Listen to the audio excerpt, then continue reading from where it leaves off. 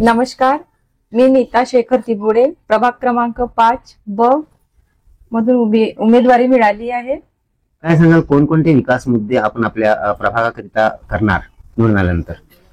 म्हणजे प्रभागातील लोकांच्या समस्या जाणून घ्यायच्या आहेत आणि त्यांच्या अडचणी दूर करण्याचा प्रयत्न करीन. आणि आपला म्हणजे सुंदर शहर, स्वच्छ शहर बनवायची इच्छा आहे.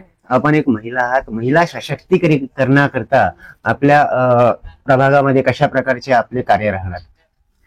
सर्व महिलांना जोडून बचत गटाच्या द्वारे वेगवेगळे उद्योगांना हे चालना देणार आणि त्यानुसार समोर आपले कामं करत राहणार. चॅनलच्या माध्यमातून जे मतदार आपल्याला बघत आहेत, आपल्या प्रभागचे, तुमसरचे, त्यांना काय एक प्रेमाचा संदेश असणार आहे?